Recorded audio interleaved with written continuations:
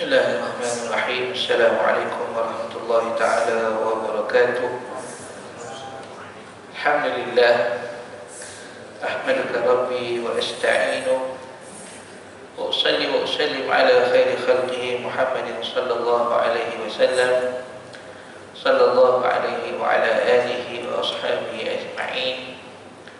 Qala rabbi shrah li sadri wa yassir li amri wahlul 'uqdatam min lisani yafqahu qawli. Subhanaka la ilma lana illa ma 'allamtana innaka antal alimul hakim. La haula wa la quwwata illa billahil aliyyil azim. Alhamdulillah, tinggi-tinggi syukuran kita panjatkan kepada Allah Subhanahu wa taala di atas segala nikmat yang kita perolehi. Mudah-mudahan segala nikmat tersebut terus memberikan kita kekuatan, berikan kita kesedaran untuk kita terus berada di dalam ketaatan kepada Allah Subhanahu wa taala. Allahumma amin. Hadirin dirahmati Allah Subhanahu wa taala, menyambung kepada bicara kita, muzakarah kita di dalam kitab As-Sirah Nabawiyah, Fiqh Sirah, Durus wa Ibar, yang ditulis oleh Dr. Syahid Dr. Muhammad Said Ramadan Al-Buti. Dan dalam pertemuan yang terakhir itu telah masuk kepada nasab kelahiran dan penyusuan Nabi sallallahu alaihi wasallam, pada di situ menceritakan tentang bagaimana apakah nasab Nabi sallallahu alaihi wasallam yang terdiri daripada nasab yang mulia. Seterusnya dikisahkan kelahiran Nabi sallallahu alaihi wasallam, sehinggalah Nabi kita dibawa ataupun dibesarkan di Bani Sa'ad, tempat Nabi dibesarkan oleh Halimah binti Zu'aib, Halimah As-Sa'diyah yang lebih dikenali dengan Halimah As-Sa'diyah, sehinggalah kepada umur Nabi sallallahu alaihi wasallam 6 tahun. Maka ketika itu bonda baginda sallallahu alaihi wasallam meninggal, dan pada umur ibunya meninggal, kemudian baginda terus dibesarkan oleh Abu Talib, dan Abu Talib pula meninggal, datuknya Abdul Muttalib meninggal pada umurnya 8 tahun. Seterusnya dibesarkan oleh Abu Talib, bapa kepada Sayyidina Ali. Tuan-tuan dan hadirin dirahmati Allah Subhanahu wa taala, maka apakah ibrah ataupun pengajaran daripada apa yang dibawakan berkaitan tentang nasab kelahiran dan penyusuan Nabi ini yang boleh kita ambil? Pertamanya, daripada bahagian sirah Nabi sallallahu alaihi wasallam di atas dapat diambil beberapa prinsip dan pengajaran yang penting. Antaranya, yang pertama, di dalam nasab Nabi sallallahu alaihi wasallam yang mulia tersebut terdapat beberapa dalil yang jelas bahawa Allah Subhanahu wa taala mengutamakan bangsa Arab dari semua bangsa, daripada semua manusia, dan mengutamakan Quraisy dari semua kabilah yang lain. Hal ini dengan jelas dapat kita baca pula di dalam hadis yang diriwayatkan oleh Muslim. Juga terdapat hadis-hadis lain yang semakna, di antaranya hadis yang diriwayatkan oleh At-Tirmizi, bahawa Nabi SAW satu hari berdiri di atas mimbar, kemudian baginda menyebutkan, man ana, siapakah aku? Qalu anta ya Rasulullah, alaikassalam. Para sahabat ketika itu mengatakan, menjawab, engkau adalah Rasulullah dan semoga keselamatan ke atasmu. Maka kata baginda sallallahu alaihi wasallam, faqala ana Muhammad bin Abdullah bin Abdul Muttalib, aku ialah Muhammad bin Abdullah bin Abdul Muttalib. Inna Allah khalaqal khalq, sesungguhnya Allah Subhanahu wa taala menciptakan makhluk, summa ja'alahum firqatain, kemudian Allah Subhanahu wa taala menjadikan mereka dua kelompok. Faja'alani fi khiyarihim fi khairihim firqatan, maka Allah Ta'ala menjadikan aku di dalam kelompok yang terbaik. Summa ja'alahum qabail, kemudian Allah Ta'ala menjadikan berbagai qabilah, faja'alani fi khairihim qabilah, maka aku dijadikan daripada sebaik-baik qabilah. Summa ja'alahum buyutan, kemudian Allah Ta'ala menjadikan beberapa rumah. Faja'alani fi khairihim, maka dijadikan aku daripada sebaik-baik mereka. Wa khairihim nafsan, dan secara khusus lagi dijadikan baginda itu daripada jiwa yang terbaik. Jadi hadis ini menjelaskan tentang kedudukan Nabi SAW daripada sudut umum dan khususnya, daripada keseluruhan manusia sampailah kepada diri Nabi SAW itu sendiri, tubuh ataupun jasad Rasulullah SAW. Kalau kita tengok daripada kitab-kitab lain, khususnya kitab yang menyebutkan tentang khasa'is, keistimewaan, keunikan Nabi kita Muhammad SAW, maka di sana dicatatkan beberapa keistimewaan Nabi SAW. Antaranya Nabi kalau daripada sudut makan, Nabi tidaklah makan sebagaimana kita, dengan maksud Nabi boleh kenyang. Nabi boleh kenyang itu di antaranya lah. Ketahuilah bahawa di antara konsekuensi mencintai Rasulullah SAW ialah mencintai kaum dan kabilah di mana Rasulullah SAW lahir, bukan daripada segi individu dan jenis, tetapi dari segi hakikat semata. Ini kerana hakikat Arab Quraisy telah mendapatkan kehormatan dengan bernasabnya Rasulullah SAW kepada kabilah tersebut. Daripada salah satu ajarannya, bahawasanya Rasulullah itu sebagaimana disebutkan daripada orang Arab dan daripada Quraisy dan daripada keluarga lebih khusus lagi, Bani Hashim, Bani Abdul Muttalib, Bani Hashim, sehinggalah kepada Rasulullah SAW. Maka mereka juga ada kedudukan. Sebab Allah Ta'ala pilih itu, Allah Ta'ala sebut itu secara dalam hadis kursi itu, ataupun dalam hadis yang Nabi SAW kita bacakan tadi, dikhususkan sehinggalah kepada baginda itu, Arabnya, Quraisynya, kemudian Bani Abdul Muttalibnya, Bani Hashimnya, sampailah kepada Rasulullah SAW itu sendiri. Maka mereka itu adalah yang terbaik. Mereka itu juga menjadi mulia kerana berkait dengan Rasulullah SAW. Maka kita perlu memberi penghormatan, apatah lagi yang berkait tentang Rasulullah secara dekat, yang disebut sebagai Ahlul Bait, keluarga Rasulullah SAW. Dia ada banyak pandangan, tetapi yang paling kita kata tidak ada khilaf lagi ialah yang berkait tentang Rasulullah SAW, kemudian daripada Sayyidina Ali. Sayyidina Ali itu daripada keturunan dia lah. Dan daripada Sayyidina Ali itu daripada Sayyidina Hasan. Sayyidina Hasan dia tidak keturunannya tidak banyak. Begitu juga Sayyidina Husain. Itu daripada buat Sayyidina Ali lah, Hasan dan Husain itu. Walaupun dalam pandangan fiqh yang lain, mazhab yang lain ada menyebutkan di antara mereka juga yang dapat kemuliaan ialah bapa-bapa saudara Nabi SAW. Termasuk Ali, adik-adik kepada Ali, Ja'far, kemudian ada 2-3 orang lagi adik-adik kepada Sayyidina Ali. Tetapi yang ini tidak kuat lah. Yang ini tidak kuat. Yang kuat itu lebihnya kepada Sayyidina Ali, daripada Sayyidina Ali. Maka mereka perlu diberi penghormatan, bukan dengan maksud melampau.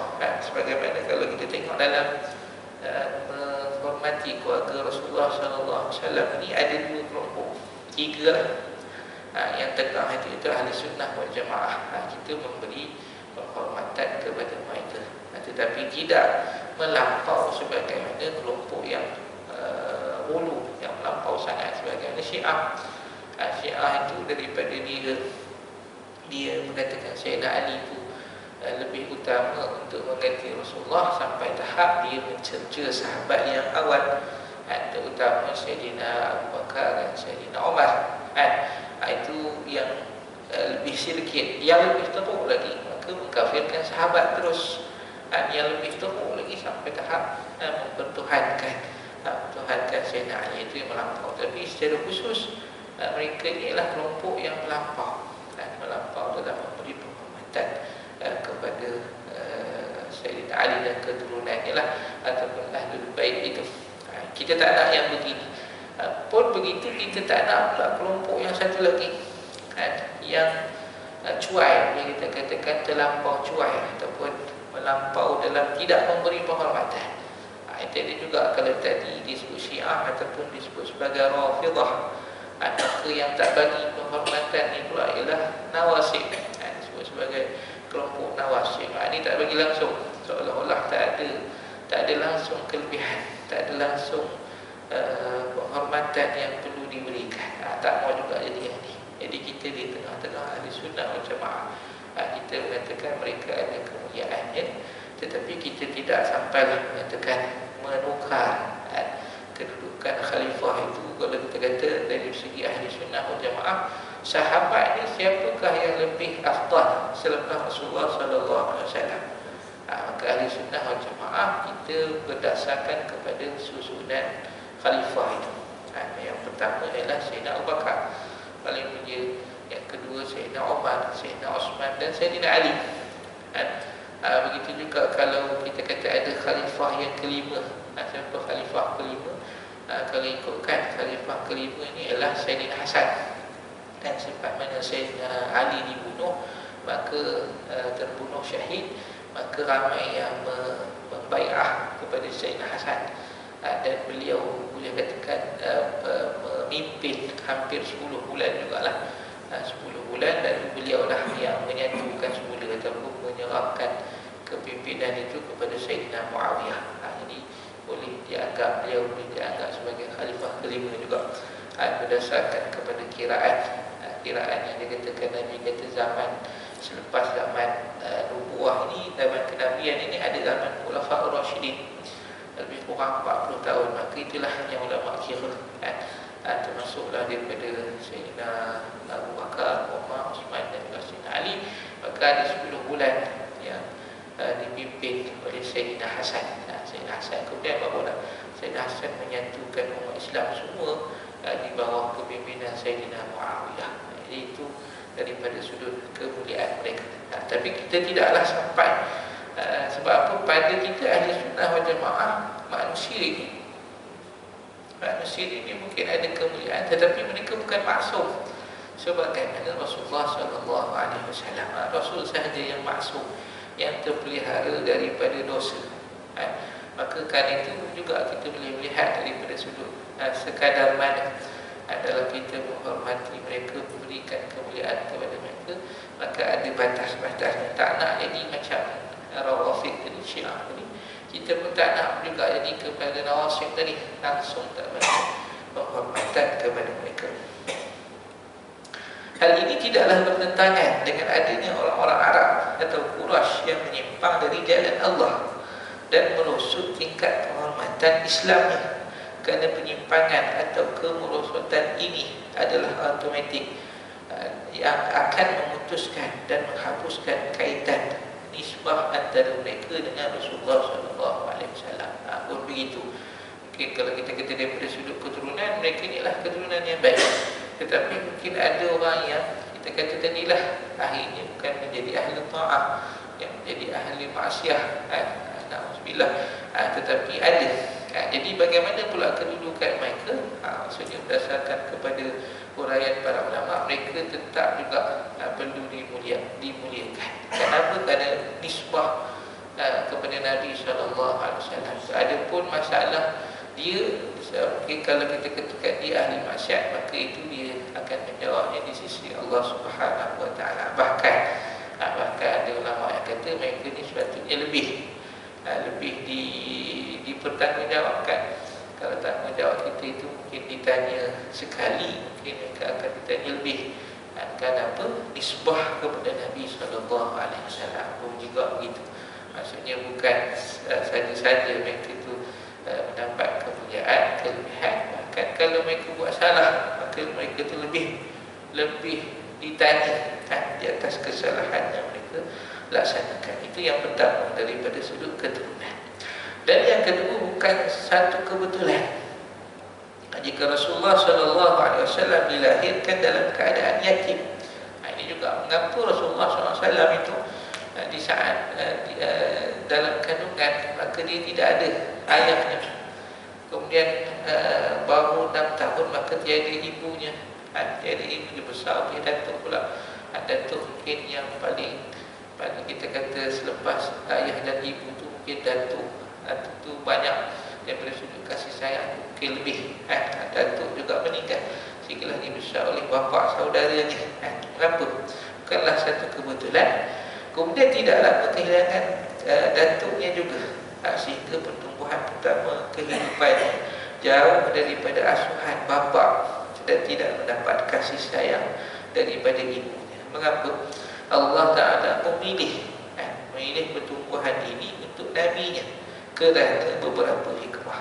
Antaranya, agar musuh Islam tidak mendapatkan jalan untuk memasukkan keraguan ke dalam hati atau menuduh bahawa Muhammad SAW telah merebut susu dakwah dan risalahnya semenjak kecil dengan bimbingan dan arahan bapa dan juga datuk. Okay. Itu antaranya. Maksudnya beliau ini tidak mendapat didikan secara langsung oleh ibu dan ayah. Orang yang jauh daripada didikan, bagaimana kita sebut tadi, lepas daripada ibu dan ayah, mungkin yang dekat itu datuk. Datuk juga tidak ada. Ini di antara hikmah lah yang boleh kita sebutkan. Sebab datuk iaitu Abdul Muttalib adalah seorang tokoh di antara kaumnya. Datuk bahkan datuk baginda adalah orang yang punya kedudukan. Dalam mana kita dengar kisah Nabi SAW, bila orang tidak puas hati dengan baginda, maka mereka mengadukan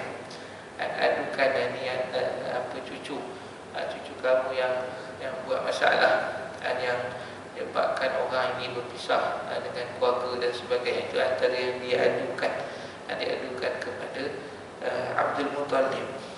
Kenapa? Kerana dia itu orang yang dihormati di kalangan kaum. Kepadanya lah tanggungjawab memberikan jamuan makan dan minum kepada Hujaj diserahkan. Dia mendapat dalam istilah siqayah. Siqayah ini memberi minum.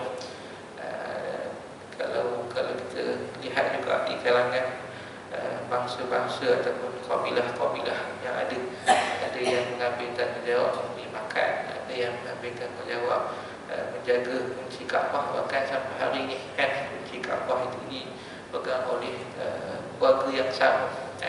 Jadi Abdul Muttalib mendapat tanggungjawab untuk memberi makan dan minum kepada Hujaj. Adalah wajar bila seorang datuk atau bapa membimbing dan mengarahkan cucu atau anaknya kepada warisan yang dimiliki. Kalau dah ada datuk, mungkin datuk ni dia akan susun, ataupun bapa mungkin dia akan didik ke arah mana untuk dibesarkan. Sebagaimana kita boleh tengok banyak juga di kalangan raja-raja ataupun pemerintah banyak dinasti lah. Kalau mungkin yang terakhir tu yang jauh sikit daripada kita, mungkin Khalifah Osmaniyah, bagaimana daripada satu khalifah kepada satu khalifah itu diasuh anak mereka untuk menjadi pemimpin pada masa akan datang. Jadi itu yang cuba dijawab ataupun yang cuba dilihat sisi-sisi hikmah daripada mengapa baginda besar dalam keadaan yatim. Hikmah Allah Subhanahu Wa Taala menghendaki agar musuh-musuh Islam tidak menemukan jalan kepada keraguan seperti itu, sehingga Rasulnya tumbuh dan berkembang jauh daripada tarbiyah ataupun asuhan bapa, ibu dan kakak atau kakek ataupun datuknya. Jadi ini yang kita katakan bila masalah, maka dia akan tengok sisi mana yang boleh dilakukan. Bahkan kalau kita lihat juga daripada sudut peristiwa Nabi mendapatkan wahyu, itu juga mereka cuba ulaskan. Dia kata kalau kita dengar kaitan tentang Nabi mendapatkan wahyu, Nabi sebelum mendapatkan wahyu, Nabi rasa nak tahanus, rasa nak menyendiri, rasa nak berjauhan dengan orang dan beribadat. Keinginan itu kuat. Dan bila Nabi tahanus ataupun kita kata beruzlah di tempat yang jauh, kemudian datanglah Jibril, sehingga minta Nabi SAW baca Iqra. Bila Nabi tak dapat baca, maka dipeluk Nabi SAW, itu ditangkap dengan kuat dan dilepaskan, ditanya lagi Iqra. Jadi perkara ini cuba dihuraikan oleh orientalis. Orientalis kata apa sebenarnya? Tak ada pun makhluk yang datang ketika itu, tetapi dia kata sebenarnya Muhammad ini seorang yang genius, kemudian dia rasa nak selesaikan masalah umatnya, ada perkara yang dia rusingkan, maka dia menyendiri. Kemudian dia pun berada di Gua Hira itu. Kemudian bila dia fikirkan masalah, itu yang dia katakan gambarkan Nabi dipeluk itu. Dia maksudnya semua fikirkan masalah, sampailah dia dapat idea. Itu yang dia katakan, itulah dia dilepaskan daripada pelukan. Bagaimana mereka cuba mengurai, cuba menggaburi kisah itu dengan datangnya Jibril. Itu bukanlah datang Jibril, tetapi dengan suasana yang mereka cuba tafsirkan itu. Jadi daripada sudut ini, tak ada mungkin kita kata orang yang tak bersetuju dengan Nabi ini, dia akan cari apakah ruang-ruang yang boleh dimasukkan keraguan-keraguan yang ada. Jadi itu di antara hikmah yang cuba ditinjau. Bahkan masa kanak-kanak yang pertama, kanak-kanak yang terawal, sesuai dengan kehendak Allah, harus dijalani di pedalaman Bani Sa'ad, jauh daripada keluarga. Bahkan kalau kecil itu pun begitu juga. Maksudnya bukan dibesarkan keluarga, pergi ke pedalaman. Walaupun mungkin orang Arab ketika itu dia bawa ke sana supaya tadilah supaya tubuh badan sihat, duduk di kampung. Kemudian yang kedua, daripada sudut bahasa, dia mendapatkan bahasa, mungkin juga yang lain-lain, adat budaya dan sebagainya. Itu antara hikmah yang kita tengok begitu. Tetapi hikmah yang kedua ni tadi, jauhnya dia daripada keluarga yang ada kedudukan. Jadi dia bukan dibesarkan dengan kita kata apa, bayangan daripada pengaruh keluarga itu. Ketika datuknya meninggal, dia berpindah kepada asuhan bapa saudaranya Abu Talib yang hidup sampai 3 tahun sebelum hijrah. Sampai akhir kehidupannya, bapa saudaranya tidak pernah menyatakan diri masuk Islam. Ini juga hikmah lain, agar tidak muncul tuduhan bahawa bapa saudaranya memiliki saham di dalam dakwahnya, dan bahawa persoalannya adalah persoalan kabilah, keluarga, kepimpinan dan juga kedudukan. Dan umumnya begitu. Itu hikmah. Bahkan datuk yang sangat menyayangi baginda juga membela baginda juga tidak Islam. Bapa saudaranya juga begitu. Mengapa? Tadi persoalan besar ni adalah berkaitan keturunan, keluarga, kepimpinan dan juga kedudukan. Ini tak ada. Bukan begitu.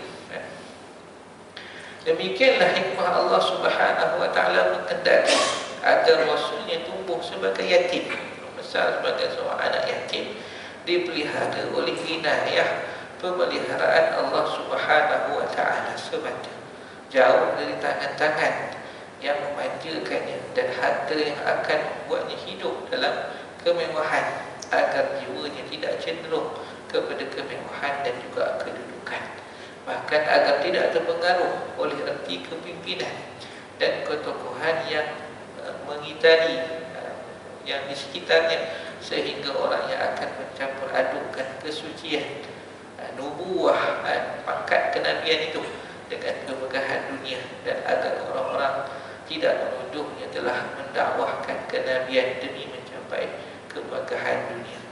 Jadi daripada sudut itu hikmah daripada apa baginda dibesarkan yatim, walaupun suasana baginda daripada keturunan yang mulia.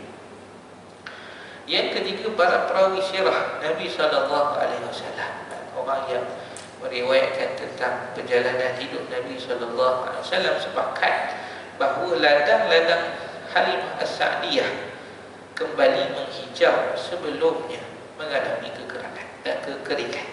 Datangnya Nabi SAW bawa keberkatan yang banyak.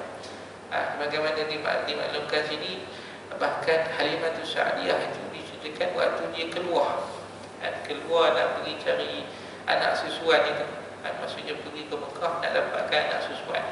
Ini mereka pun pergi dalam keadaan dia pergi itu nak dapatkan rezeki dalam masa yang sama. Sebagaimana disebutkan tadi, memang adanya ladang-ladang itu mengalami kekeringan dan mereka ni kesusahan. Dia pergi itu dalam keadaan yang kita kata gusar juga, bimbang juga, bagaimana nak besarkan anak ini. Tetapi dia pergi.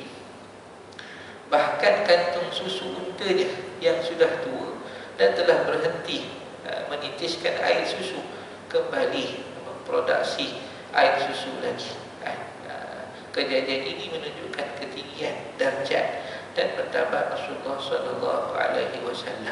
Bahkan semenjak kecilnya, di antara bentuk kemuliaan Allah kepadanya yang paling menonjol adalah pemuliaan Allah kepada rumah Halimah As-Sa'diyah lantaran keberadaannya dan penyesuaiannya di rumah itu.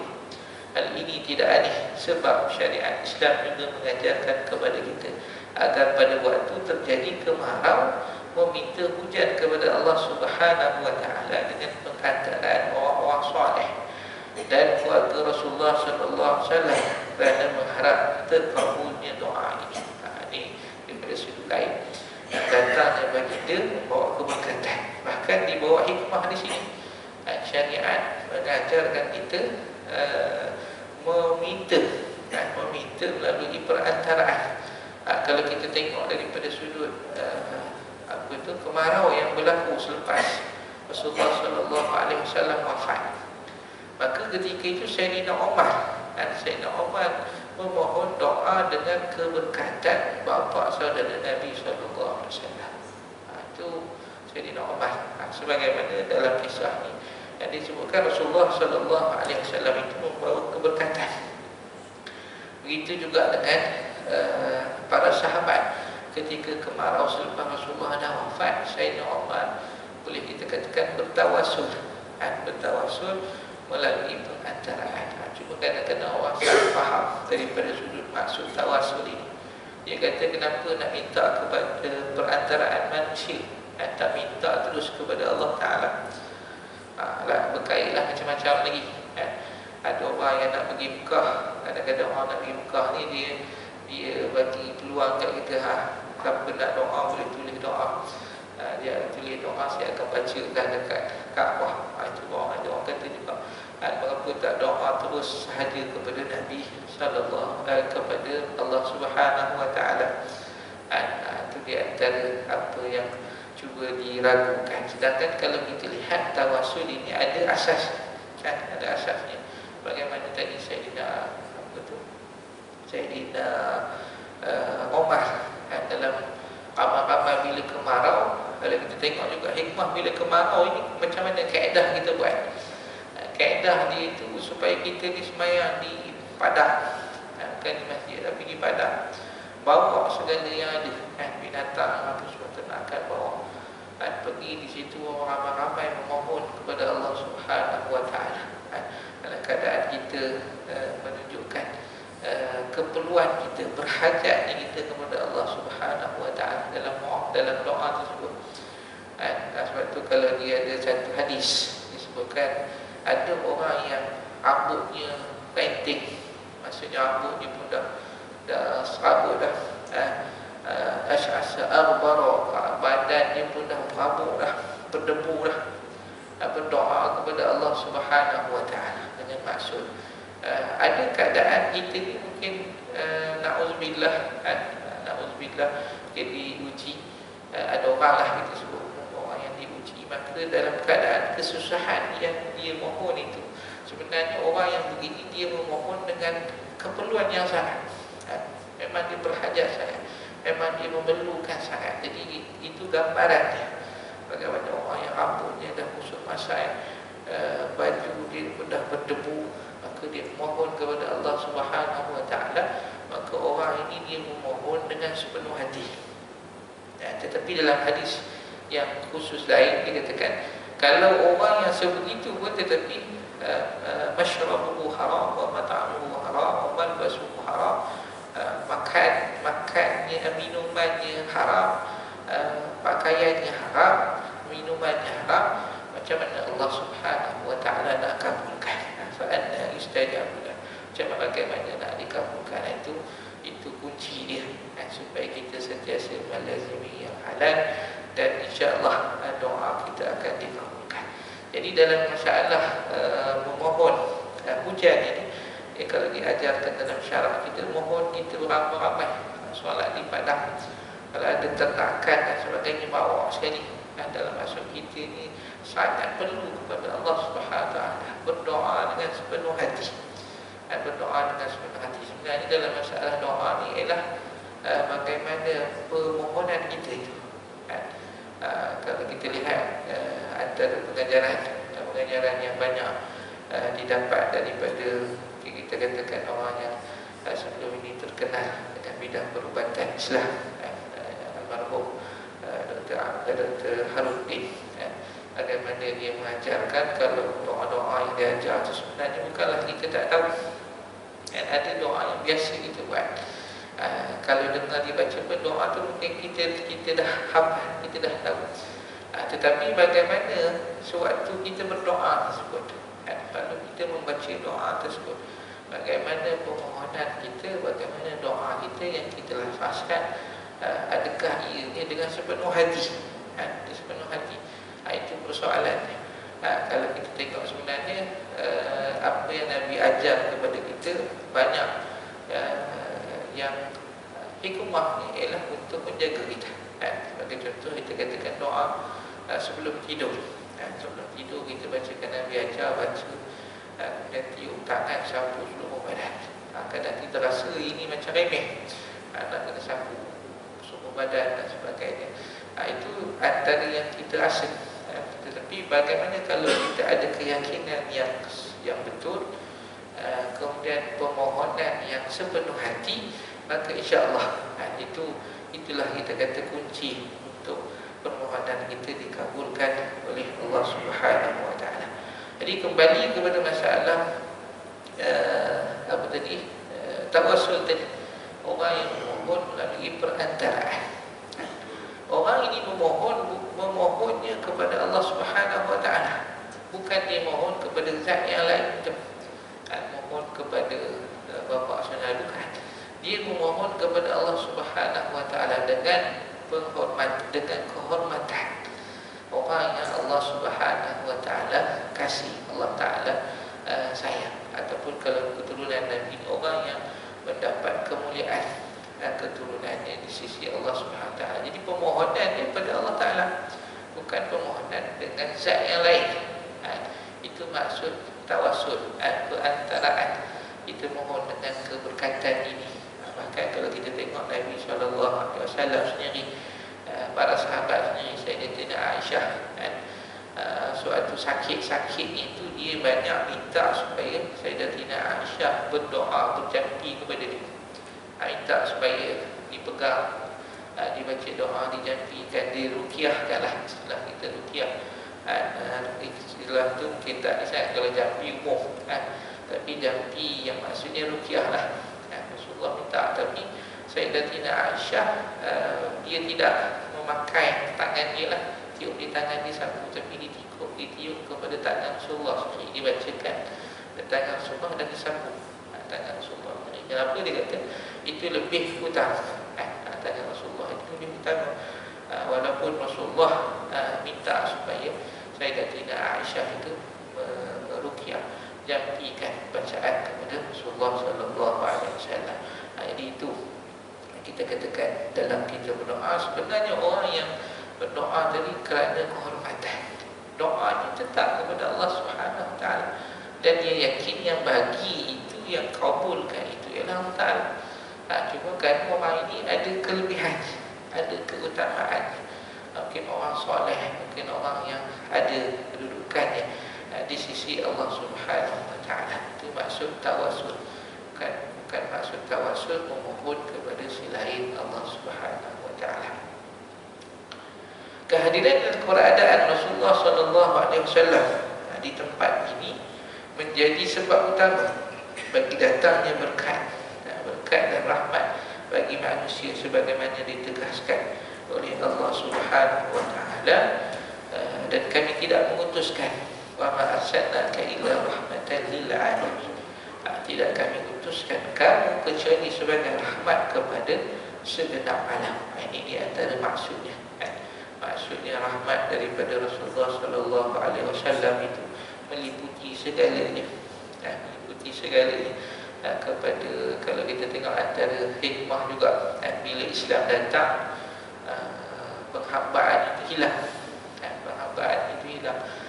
Bila Islam itu datang, maka kita lihat juga ajaran-ajaran yang kalau kita lihat di antara satu agama dengan satu agama itu, sebelum daripada ada Islam mungkin macam-macam lah.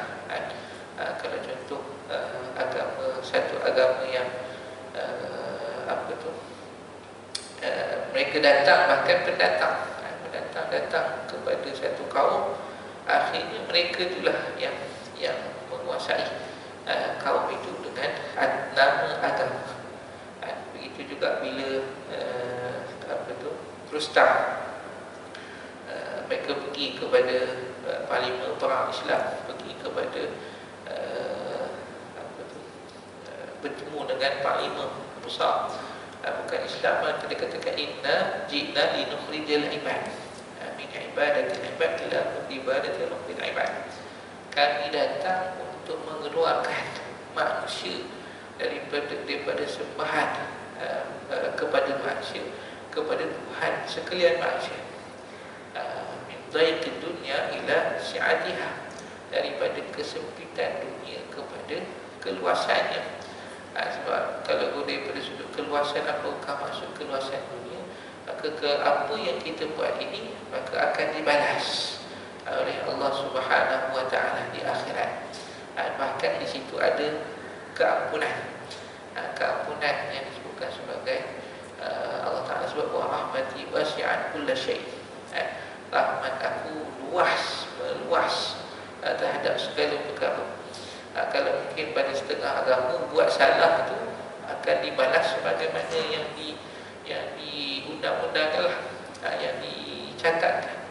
Tetapi dalam Islam, kalau kita buat salah, maka ada di sana ada taubat. Taubat itu menghapuskan dosa-dosa yang dibuat, berbanding mungkin yang lain-lain. Kita tengok sistem pengampunan dosa ini pun cukup dah. Tengoklah kepada beberapa agama yang ada. Ada agama yang dia boleh pergi masuk je satu bilik, kemudian dia luahkan segala kesalahan yang dibuat. Akhirnya dia katakan kamu diampunkan. Mengadu kepada manusia, mengadu kepada manusia yang dianggap sebagai wakil Tuhan. Bahkan mungkin dia kena bayar. Ini yang tak setuju dalam agama Kristian ketika itu, sehingga timbulnya kelompok yang disebutkan Protestan itu. Apa yang mereka tak suka antaranya itu, kenapa mereka diberi seolah-olah jual sijil pengampunan, bagi dia masuk bila mungkin ada kaedah dia. Jadi itu antara yang keluarlah satu kelompok lain, kelompok Protestan yang tak setuju dengan Katolik. Begitu juga mungkin agama lain mungkin tak ada dah balasan dia itu, kena lalui dulu balasannya. Baik ke buruk kena lalui. Kalau kehidupan ini buat salah, maka kehidupan yang akan datang itu dia hidup dalam balasan amalannya. Sehinggalah untuk dia nak jadi baik lagi dalam kehidupan seterusnya pula. Itu daripada konsep balasan terhadap segala amalan. Tetapi yang indah kalau kita lihat dalam Islam, dengan istighfar, pengampunan, adanya penyesalan, kita berazam tidak akan kembali, maka mohon kepada keampunan kepada Allah Subhanahu Wa Taala, insya-Allah akan diampunkan oleh Allah Subhanahu Wa Taala. Jadi itu di antara maksud bahwasanya Allah Subhanahu Wa Taala mengutuskan Nabi itu sebagai rahmat kepada sekalian alam. Boleh cari lagi lah, kita nak cuba tengok lagi apa maksud yang lebih luas daripada itu, bahwasanya Nabi itu rahmat kepada sekalian alam. Berbagai aspek yang boleh kita lihat, berbagai permasalahan yang boleh kita lihat.